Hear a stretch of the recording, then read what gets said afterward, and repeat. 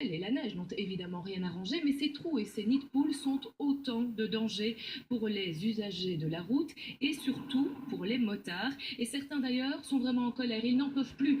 C'est le cas de notre invité, Joe Verheeg. Bonjour. Oui, bonjour. Alors je vous présente, vous êtes président et fondateur d'une fédération qui porte bien son nom, les motards en colère.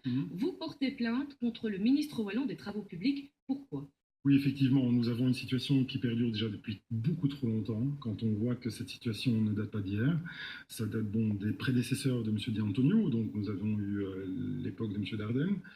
Je pense que là, il y avait une opposition qui n'a pas réagi à cette mauvaise gestion. Nous avons eu la suite avec M. Lidjen, où il y a eu un petit mieux, et nous avons une situation actuellement qui est dramatique. Nous avions demandé à M. Di Antonio, des Travaux publics, oui, bien sûr,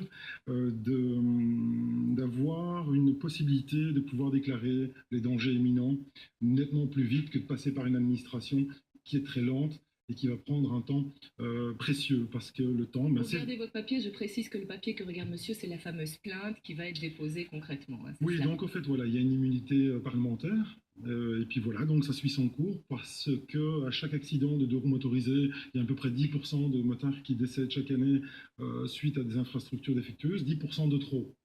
Donc j'estime que maintenant chacun doit prendre ses responsabilités. Mais porter plainte contre un ministre, concrètement, ça ne va pas forcément faire accélérer les choses. Au contraire, ça va peut-être mettre des bâtons dans les roues d'un plan qu'il a d'ores et déjà prévu. On était consensuel. Je pense que le Belge a été un peu trop consensuel pendant plus de 20 ans. On sait très bien que ce réseau routier est en train de se dégrader, qu'on arrive à une situation presque de long retour. Je pense que maintenant il est temps que tout le monde applique ses devoirs et dans l'urgence. Je pense que le citoyen a largement contribué à avoir un réseau routier digne. Là, on est dans la médiocrité. Donc ce réseau routier n'est plus un réseau routier digne de la Belgique. Ce sont les artères de notre économie, ce sont des vies qu'on peut sauver, et je trouve ça totalement inacceptable de laisser ce réseau routier dans cet état-là. Maintenant, on me parle bien sûr de solutions. Oui, il y a un plan, hein, je rappelle, 500 millions d'euros sur 5 ans, il est prévu, il est sur la table, il a commencé. Insuffisant pour vous, inefficace? Mais nous avons des centaines de dossiers de dangers imminents au bureau central. Ce qui veut dire que ce sont des dangers qui peuvent mettre un motard en danger de mort.